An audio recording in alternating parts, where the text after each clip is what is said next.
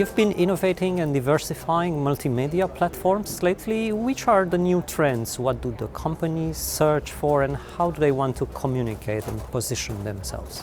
Thanks, Ionut. Well, it's interesting to see, particularly if I'm looking at areas around media, let's say, then there's a lot of communication with content, particularly sharing insights, research, strategy. So taking a more of, I guess, a strategic route towards communications, whether that's a mix of events as well as content, but certainly having a view of something that where you're looking to really take hold of your communication strategy and run that across the whole year rather than on an ad hoc basis. What we're also seeing, particularly when I look towards, let's say, Central and Eastern Europe, here at MIPIM, what's very easy to see is that areas like Riga, so the Baltic Rim, are communicating heavily here. So although there are negative reasons for a focus on the region in terms of the war in Ukraine, actually they're taking a positive step on it and reminding the market that there is an investment market there is still an opportunity, the markets are there and active for international institutional investment. And I think that's something as well that, particularly for Hungary, Romania, and as well to a certain degree Poland, that I think that there needs to be that kind of level of engagement with the institutional markets, because it may be that there's a pause in activity, but it will be that activity can certainly come back, and I think then there needs to be a making of a case for investment and reminding people just of the opportunity that there are in these countries and the high growth potential that there is. I mean, certainly we'll be running an event in Warsaw, which is looking at the CEE, and certainly I would welcome everybody from the CEE to be there in a way, share their insights, share their opportunities with our kind of audience of global investors, and really make a case for investing in the region.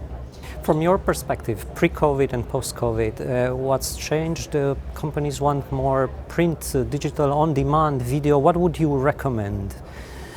I'm not sure that there's certainly been a huge change. I mean, if you think about the services we're able to provide, whereas before, if we were to do an interview like this, it would be done like this, which is in person with two cameras and then edited. Whereas if you think that at the moment you can create a video interview with Zoom or Teams, and that means that it's much easier for us to be able to interview somebody in Romania or somebody in Singapore or somebody in New York without actually having to travel there, which is a positive in terms of sustainability, but also means there's a much more immediate route to the market. So I think that's something that companies could and should be doing.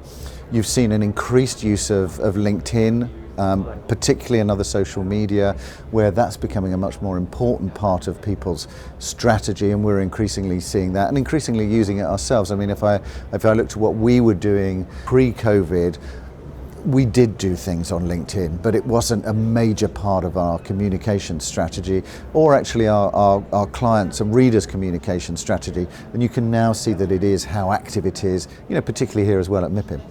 You've done projects and also been in Romania, and what do you think how the community can be more active, more visible? The cities should make more of an impact, or the private investors, developers? You mentioned the event in Warsaw. What else would you say would you motivate to have projects in the country more visible? I mean, I think it's important to create a meaningful story as well for it. So I think that's a particularly interesting area where instead of just saying we have this project here, we have this project here, then actually you create a meaningful story around it. Why is it there? What's the strategy for it? And also particularly if we look at this market, I mean, we launched Real Asset Impact 18 months ago because of the growth in the focus on responsible investment, sustainability, social impact. And so there's a lot of discussion obviously around communities, cities becoming more livable, projects that fit in with some of those aspects.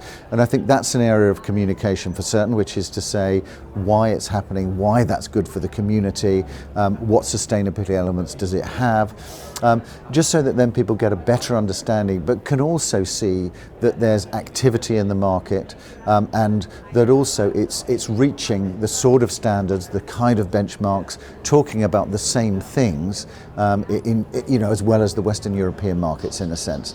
And I think that's part of the area where communication is key, and also just thinking strategically about it. So thinking about how do we build that communication over the year, rather than, okay, we have a story here, we've got another story here. It's more about how do we build something that gives confidence to the investment community and everybody around it that you can see that there is a growth story happening here. Right. Thank you, and looking forward to networking and engaging live with you and the team in future events. Great, thanks very much, Ionut, and look forward to also meeting and hearing the stories from your readers as well. Thank you.